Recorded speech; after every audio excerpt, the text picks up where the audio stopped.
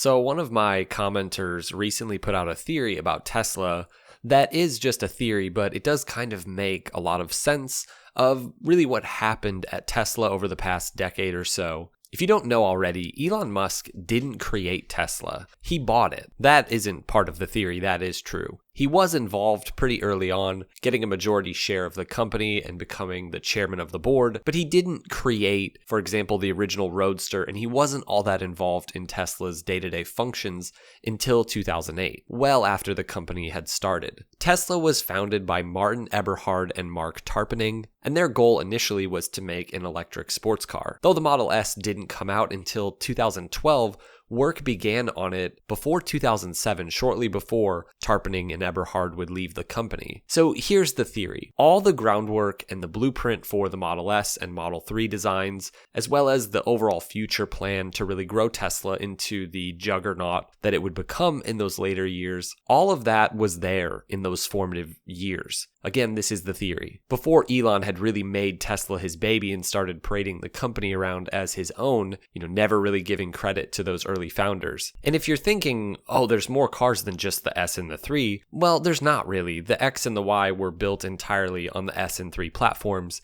Even the Cybertruck's basic structure as a unibody truck is basically just a huge Model Y. Well, and you might say, what about the new Roadster? What new Roadster? That car is a figment of everyone's imagination. There is zero evidence that the Roadster has had any significant development. And I have theories on why that's the case. But moving on, these are all vehicles with very similar structures for similar target markets with almost identical, rather unoffending styling. And then the Cybertruck comes out. Which of these vehicles doesn't belong? The theory is that Elon hasn't really done anything in terms of designing, developing, creating, visioning the company. He's done a lot of, fun presentations, but it's possible that all the groundwork for those cars was already there. And it's actually the Cybertruck that's his baby. So now we're getting to see the cars and the vehicles that are really, the stuff of Elon. Again, this is just theory, so don't sue me, Tesla. What if the Cybertruck is the byproduct of Elon finally having entirely too much control over the company's designs going forward and, what it actually produces?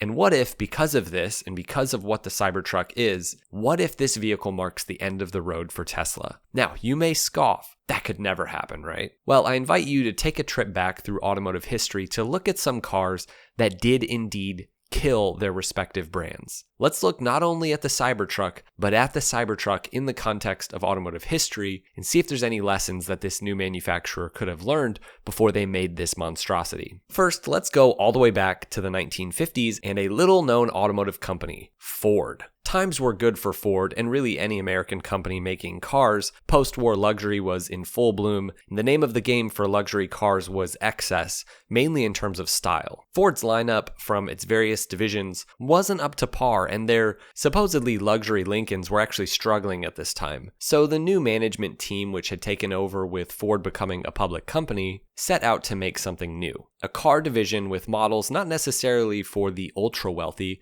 but rather for yuppies. Ford's research found that these yuppies wanted cars that stood out. Essentially, they wanted the same thing as the big luxury cars.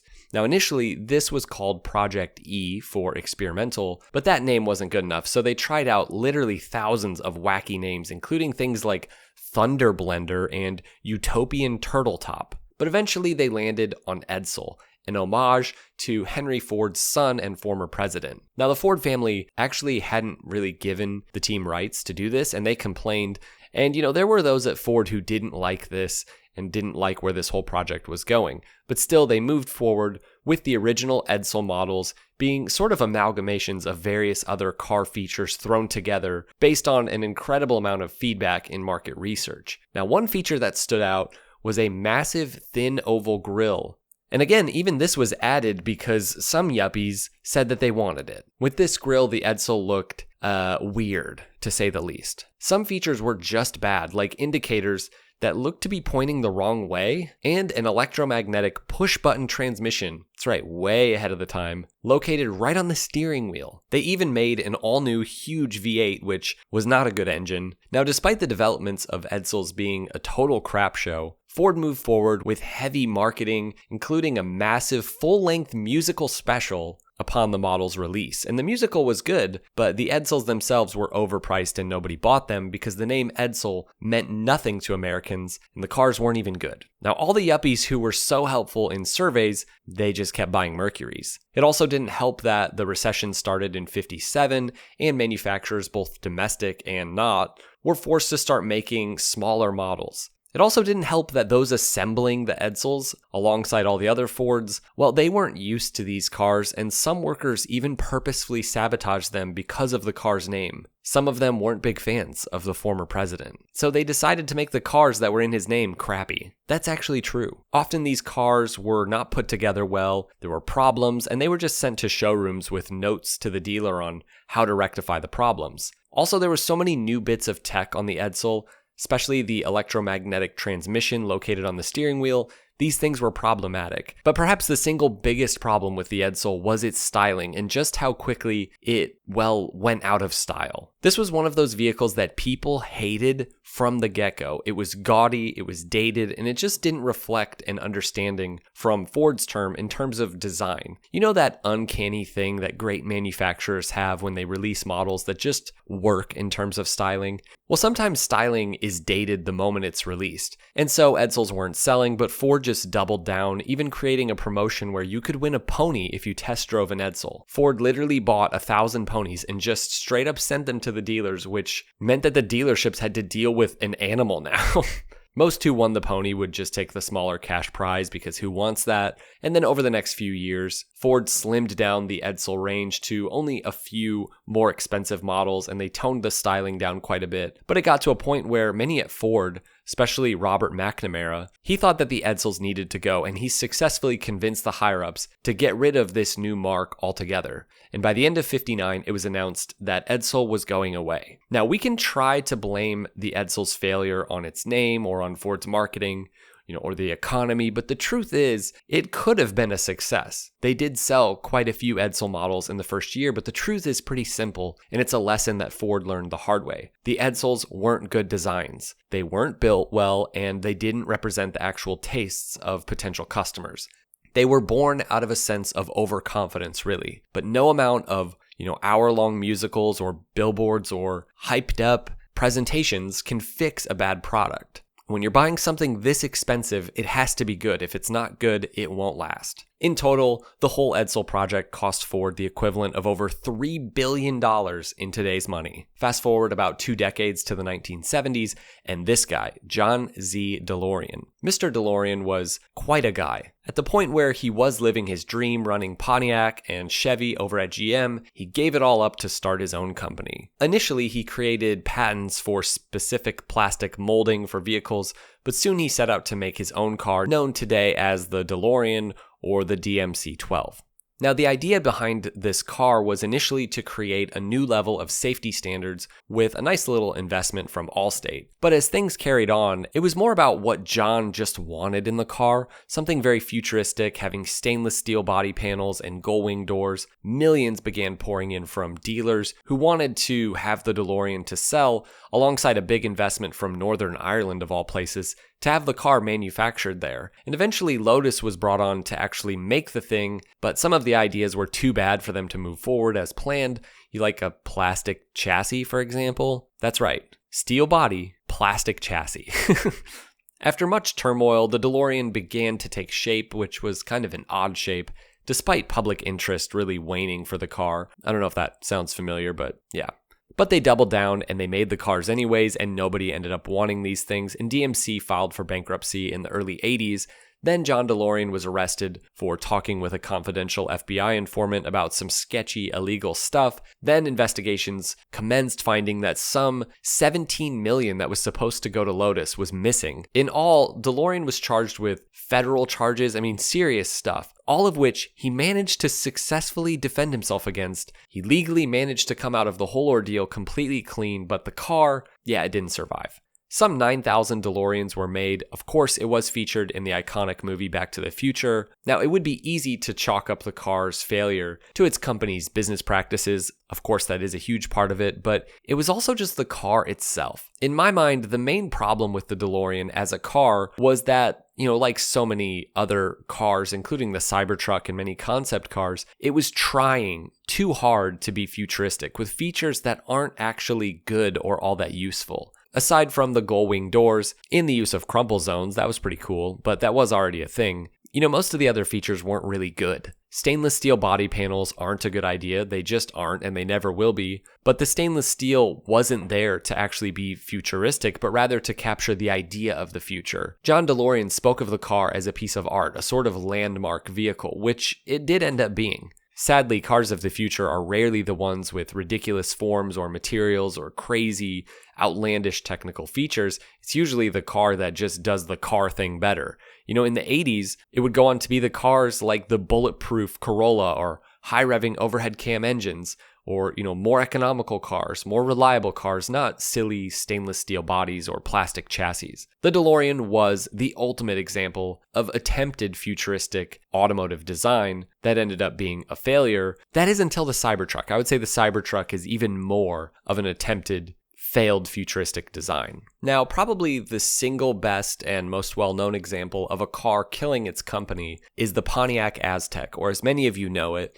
Walter White's car. Now, out of all the vehicles we're looking at in this video, the Aztec may actually be the vehicle of the future for its time, despite often being cited on lists of the worst vehicles of all time. But when you actually dig in and research what went wrong with this car, the truth is most people just thought that it was ugly, which is funny to me because the design of this crossover SUV thing has actually aged pretty well. It looks like just about every other SUV on the road today, with the angular, fake aggressive design and the tall kind of hatchback stance. It was a pretty futuristic vehicle in the realist sense, not like the Edsel or the DeLorean. This was Pontiac really trying to look towards the future and towards consumer, desires and making something for them, but it was actually too far ahead of its time. But perhaps the biggest problem with the Pontiac itself and their own brand identity is that Pontiac had once been the excitement division of GM, producing stylish, performance-oriented cars like the Firebird and the Trans Am and even the Fiero. But by the 90s, Pontiac had kind of lost its way, becoming more of a generic mid-tier brand with not very many standout models.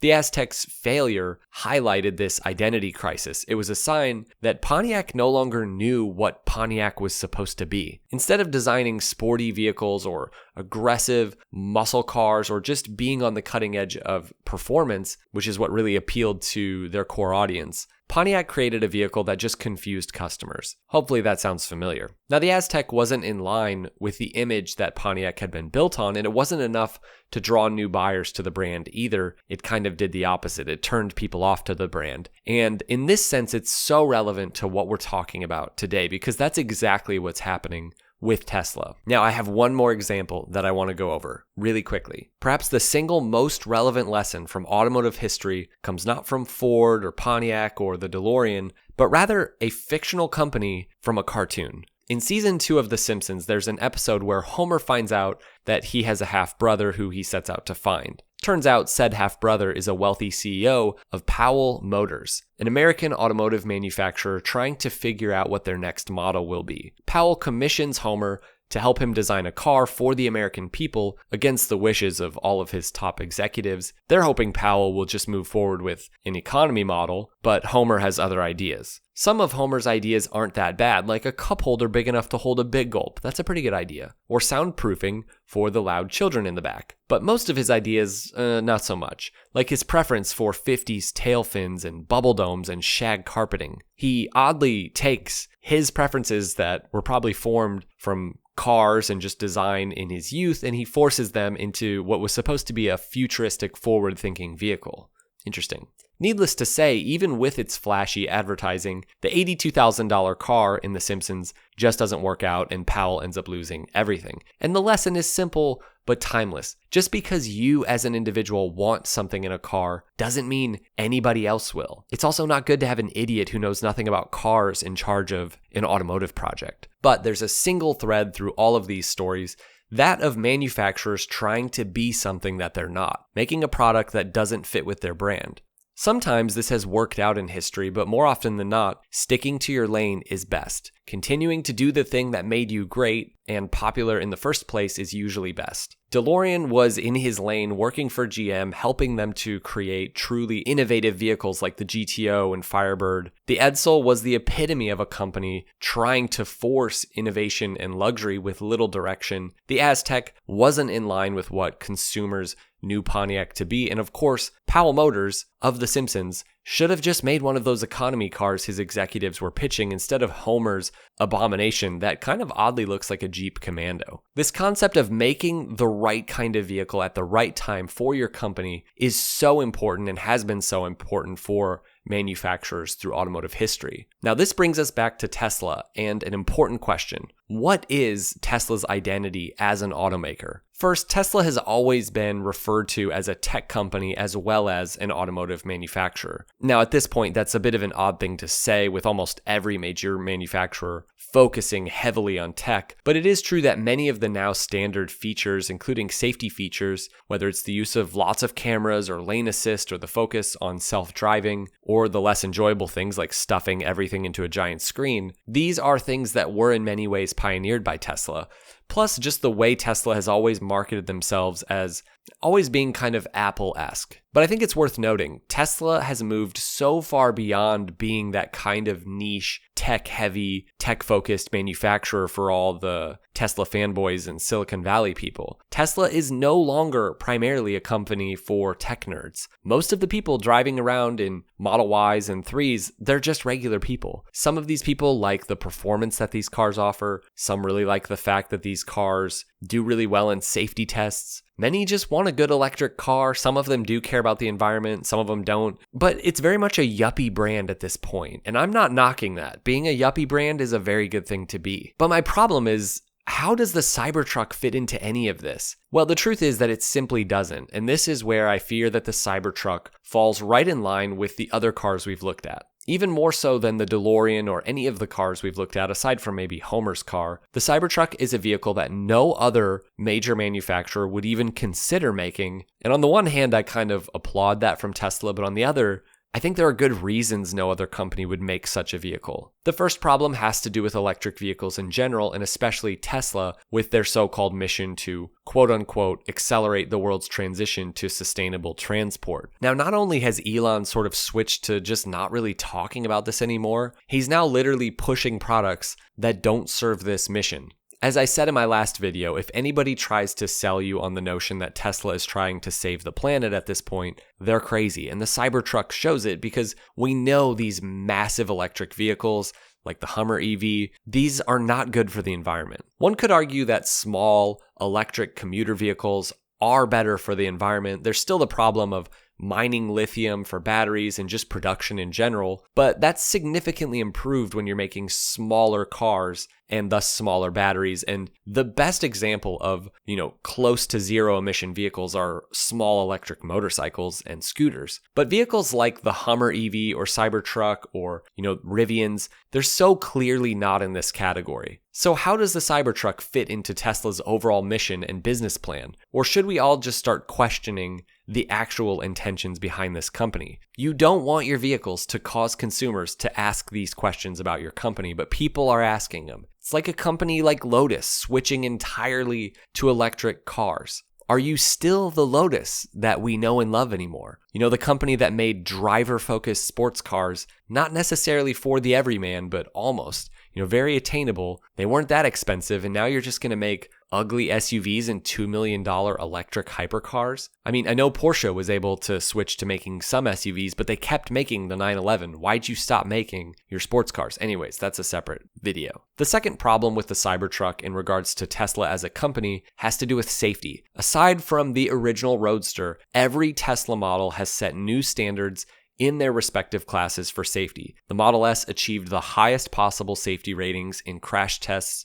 from both the NHTSA and Euro NCAP. The Model X was the first SUV to achieve a perfect 5-star safety rating across every category and subcategory of the NHTSA tests, which is awesome because so many SUVs don't even get tested. These cars have low-mounted batteries, and this significantly lowers the center of gravity, reducing the risk of rollover, which is a major concern in SUVs. The Model 3 has received top safety ratings globally and is often considered a pioneer in setting safety standards for smaller sedans. The IIHS awarded it a top safety pick plus, the highest rating possible. The Model Y earned the same rating, and that's not to mention the way that Tesla has pioneered autopilot safety features, the way auto updates work alongside Tesla's constant monitoring of their vehicles and accidents to make them some of the safest cars in the world. You may not like Teslas, but it's true. This is such a cornerstone of Tesla's message. It's a huge reason why people buy them. And then there's the Cybertruck. Well, like all vehicles in the light truck category, they aren't tested the same way or tested hardly at all. The Cybertruck has never really been tested by the aforementioned organizations that tested all the other Teslas, and though the dent-resistant stainless steel panels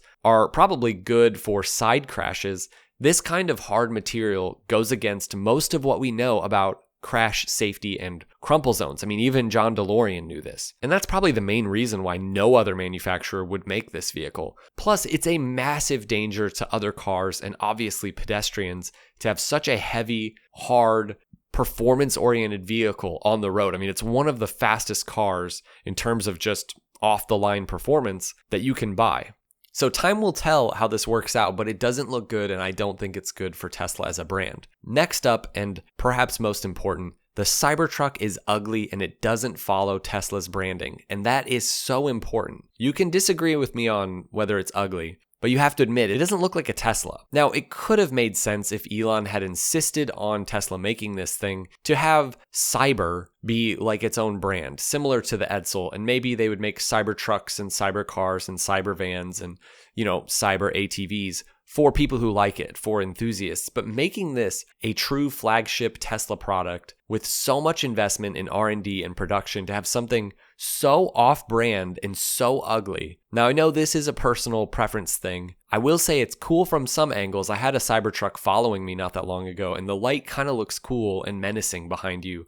But otherwise, it's so off from so many other angles. Just the side view is crazy. I mean, this is the Cybertruck design. Let me just draw it really quick. There you go. That's basically it. If you think this is a great design, I don't know what you're smoking. It's a literal triangle. It's horrible, it's blocky, it doesn't look like a truck, it doesn't look like anything. It's not unique in a good way. The way that, say, the Jaguar E-Type was unique when it came out. If you think this is better than a Jaguar E-Type, then you need to find another channel. And last but not least, the vast majority of people hate this vehicle, and that's really important. I'm not saying that it's a good or fair thing to hate the vehicle. I'm not saying the car is bad because people hate it. I'm saying that's just not good for your company. I'm talking about how detrimental it is to a company to have a vehicle viewed by the general public the way that the Cybertruck is. I mean, there's always been people who didn't love Teslas. That's fine, right? That's probably not a bad thing to have a few haters, but people hate this vehicle. They see the Cybertruck as the shining example or smeared example of silly excess. The kind of vehicle that only an idiot with too much money would purchase. Even Fortnite players hate the Cybertruck.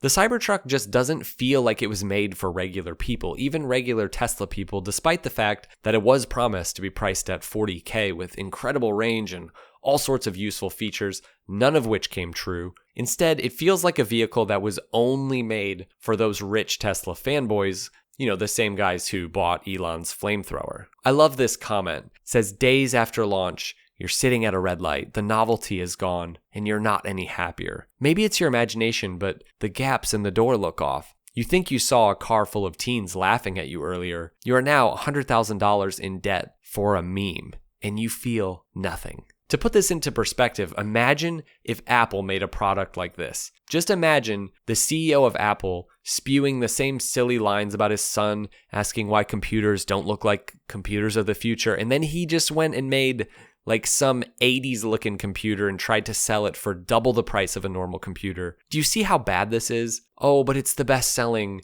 electric pickup in the US. Yeah, what's the benchmark for that? Selling the most electric golf carts would probably be more impressive.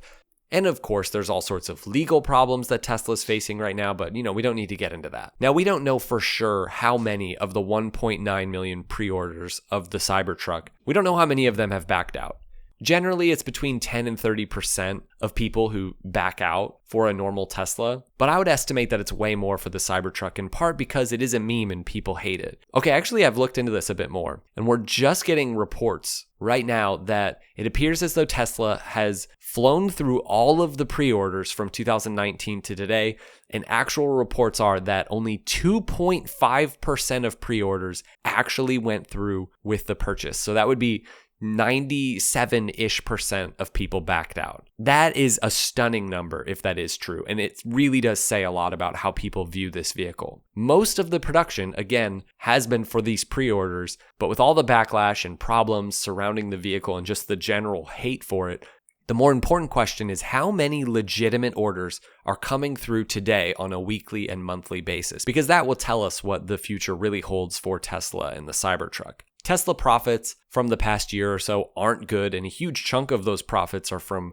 regulatory credits. Places like California, where growth used to be massive for Tesla and EVs, are actually trending down. Tesla had their sales fall by about a quarter this Q2 compared to last year, and total Tesla sales fell by about 6% in the US as a whole. On top of making a stupid vehicle, there are serious questions about whether or not EVs are the future. Most of the small gains for EVs in sales worldwide come from China, and there in China, as well as the US and Europe, most of those gains currently happening in EV sales are mainly from plug-in hybrids. That's right, hybrids are probably the future. They are the vehicles that still make the most sense for most people. And I think that Tesla knows this, and making the Cybertruck was just a way to capitalize on their hardcore fans, because actually growing their company the way that they have been may be impossible. Perhaps even more, the question is what is next for Tesla? The silly robotaxi event just showcased that it might not be good. What made Tesla great was that they were very forward thinking, but they made real freaking cars. I'm sorry, but full self-driving is never going to be a thing. And I couldn't care less about full self-driving taxis. Make us good cars for real people that are normal and that are quality. Could they still be working on, say, a Model 2 or 1 or Model A or whatever you want to call it? A budget $25,000 or less electric sedan for the masses, made to compete with all the Chinese EVs that are taking over. That's the car that they should have made and invested 5 years into instead of the Cybertruck. They should have been developing that car. I'm sure that, like Powell Motors in The Simpsons, Tesla's smart advisors were trying to push for something other than the Cybertruck. But, Elon, like Homer, just kept going on about how he wanted a space-looking vehicle with stainless steel body and air suspension. But it might be too late to make that car. The Chinese EV industry that has been developing those cars for years, undercutting Tesla's prices with similar specs, they're taking over. All right, guys, I hope you enjoyed this thoroughly negative video. Same with the last video. I would love to hear your comments. Let us know what you think. We'll see you guys in the next one. Drive safe.